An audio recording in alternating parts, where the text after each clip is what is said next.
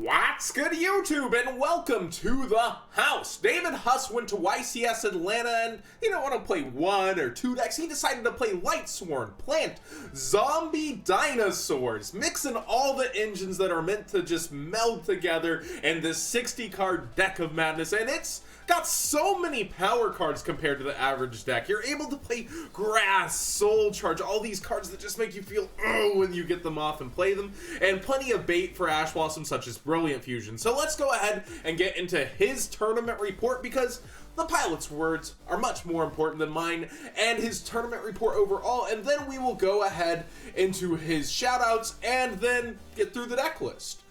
He says, hey, I got top 32 at YCS Atlanta. I played 60-card Lightsworn Zombie Dino. Here are the matchups followed by my list. I was 8-1-2 in Swiss. And round 1, I beat Trickstars 2-0. Round 2, Pendulum Magicians 2-0. Round 3, True Draco Spellbook, 1-1 draw. He got top 32 as well. So round 3, you draw against somebody, you're already feeling down, and you both end up making top 32 together. That's pretty awesome. Round 4, against Doll Dinos, 2-0. Round 5, True Dracos, 2-1. We've got round 6, the Mech Knight Invoked 2-1, round 7, Trickstar 1-2, and round 8, Zephyr Magicians 2-1. So to note, this is where day 1 ends. You're feeling, you're 1 loss, 1 tie, you're going into the next day, and it's, gonna be a rough day. It's got more rounds than the usual, I guess, next level of a YCS. As round 9, True Draco Metal Foe 2-0, round 10, Invoked 2-0, round 11, True Draco Metal Foe 1-1, a tie in the final round against another True Draco deck. So I guess, does that mean both the True Draco decks that he ended up tying with actually made it in? And then in top 32, he played Kamal Crooks, and he lost 2-1 in the top 32 to him. He was playing the Pendulum Magician Combo Wombo, he says. Let's see his other notes. He also says, I decided to be bold and not play evenly matched. It was missed in the top deck matchups, but the others matchups I did not miss it in at all. I'd like to shout out my friends Dario and Bobby and my friend Jake, who helped me with convincing me to play Zephy and the second Omega. He's talking about Zephyros, which I thought was really spicy. I've been looking for decks that this would be really good in the format, especially with degenerate field spells. So it's really cool to see it find a way home. You can bounce the Brilliant Fusion, get a card back to your hand for Left Arm Offering, and then if it's been Ash, it's still going to be on the field. And if it got Ash in a previous turn, you're able to just bounce it to the hand and get another use out of it. There's some really cool things about this card in the deck, and you usually mill it for free, so why not, right? And it's also cool he made some notes that he never used the system down in the deck list, and he made Skull Dread a lot. I believe those are his only notes on his deck list. So let's go ahead and get into this. We've got 3 Raiden, Hand of the Lightsworn, 2 Wolf. I assume he doesn't want to max out on it because it's brickier when you're drawing it, and it doesn't look like he's playing any solar recharges in this build. 3 Lone Fire Blossom, 3 Predaplant Orpho Scorpio, 1 Predaplant Darling, I've never said that whole name. I always called it Darling Cobra. 3 Shiranui Solitaire, 1 Shiranui Spirit Master, 2 Unizombies, triple Mizukis, triple Overraptor, and double Overtex. So Overtex is really, really good to get milled whenever. I know a lot of people are newer to this, but if this card is sent to the graveyard by an effect, you get to add an Evolution Pill spell card from your deck to your hand. So you get this double Evolution Pill, and usually you're going to cycle Rex over and over onto the field thanks to Snow. So you're almost always going to have a Dinosaur to use with this effect. But he's only playing the 1 Conductor Tyranno, which feels like you might end up milling that, but that's not the worst case scenario, right? Because double Evolution Pill allows you to summon it from your hand or deck if you were to draw it, and then milling it, you might be able to find ways to... Can you get it back in this deck? I actually don't know. We'll go through the deck and see if there is a way. I don't know. It's kind of interesting to see that there, and then no miscellaneous source either. Rex is really all you need. This Dinosaur engine seems to have worked out for him very well, though. We've got 3 Fairy Tale Snow, 3 Ash Blossom and Joyous Spring, the Zephyros, the Gem Knight Garnet, The Trick Clown, aka Brick Clown, with Damage Juggler. It feels so good to see this guy back, alongside Hat Tricker and Thousand Blades. If you don't know, in Lightsworn, you're able to build these crazy boards thanks to MX Saber Invoker. You bring out the Thousand Blade, you make Mrs. Radiant, all off of your original combo that got you a Brilliant Fusion, so you have another normal summon coming out, and now you have link markers, and then you're getting extra cards on the board everywhere. It's so good. But now you get an extra step because you're also able to maybe mill Damage Juggler or send it and get Hat Tricker and special summon it to the field as well. Like he said, he made Saryuja a ton in this deck, and I believe it. We've got 3 Brilliant Fusions to help with what I was just talking about. 3 Left Arm Offerings, a card that I've somewhat underestimated this format and its price point.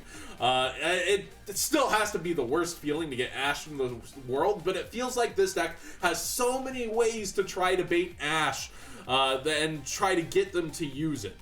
3 Fossil Digs, you could just start out with that and they might actually jump on it. 3 Charge of the Light Brigade, 2 Pot of Desires. I assume you never want to see another one ever, and in 60 cards, 2 feels like a good number for that. 2 Double Evolution Pills, the 1 Monster Reborn, good to see it back too. Like I said, so many power cards, these last 4 spells. Foolish Burial, the options are endless with this card in this deck. 1 Soul Charge, and that grass looks greener. In the side deck, we've got Triple Droll and Lockbird. Triple Chaos Hunter, mainly best against Trickstars. Don't be using this against evenly matched. 2 Twin Twisters, 2 System Down. As he said, he never got the matchup that he wanted to use this against all day, but it seems a lot easier to fit this in than Cherries and Cherries targets because you're utilizing so much of this extra deck that I guess Cherries just isn't an option. So to cover the ABC matchup, I guess 2 System Downs and 60 cards, it would be hard to even see it in the first place, but at least it's something. I assume that's a pretty hard matchup actually from experience. We've got the 1 Dark Hole, 1 Raigeki, and Triple Dimensional Barrier. Dimensional Barrier has been seeing its way more into this format. I don't think I've actually seen many side decks without this, and the Pendulum Magician matchup was there, as he noted. It was all over the place, and I think over half the top cut was Pendulum Magicians. And the extra, we have Gem Knight Seraphonite, 1 Black Rose Dragon. It's really cool to see this blow up the field, take care of everything.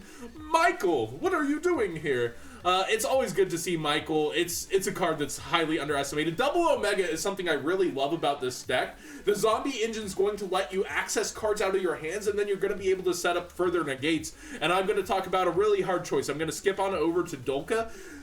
Making this list, he had to be thinking so hard. Do I do Dolka or Lagia? Which one do I do? Because his space is so tight that he had to make that choice on his own, and I almost think Dolka's the right choice. I feel like I might have gone with Lagia, but 2 monster negates is what I think I would consistently make more over the anything negate with so many options like your Overtext. It's so rough, but being able to take out the hand and set up negates had to be huge for him all day. The Invoker combo I mentioned earlier, Minerva, key to the deck. Thank God it's not a prize card anymore. Tornado Dragon. We've got Utopia and Utopia the Lightning. Mrs. Radiant, a huge boost to this deck, is Curious the Lightsworn Dominion. I imagine it's even easier to make. Oh, I don't know. In this deck, it might be actually relatively hard because he has it spread out so much. It has to have the same attribute but different types. That could be rough in this deck, actually. I wonder how often he made it. He didn't put any notes on it. But he did say he was making Saryuja Skull Dread all day long, which is insanely easy in this. You just have to have 2+ monsters with different names. And then the ever-present Borreload. I love the diversity of this format. I love this deck list. It kind of just shows that you can play so many different things that work well together and get there. You can actually just have such a solid build, a solid tournament, and play a 60-card deck still in this format. So huge congrats to David Huss for making it pretty much all the way to the top 32 of one of our biggest and most exciting events that I really wish was live streamed, YCS Atlanta. And he's been a long time person who's talked to the channel, and I've really enjoyed talking to too.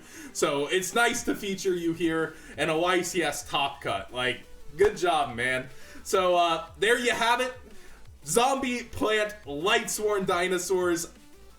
It's an awesome deck, awesome ratio of 40-20, and I really enjoy it. What do you guys think of the deck list down in the comments section below? And hopefully David Huss comes in with some comments of his own to reply to you guys with, because he obviously knows way more of what's going on than I do with this deck list. Although I've never put in a dinosaur engine like this, so I don't know specifically the inner workings of how great that would be. I just have the craving to throw Miscellaneousaurus in for some reason, and I'm sure that's not good.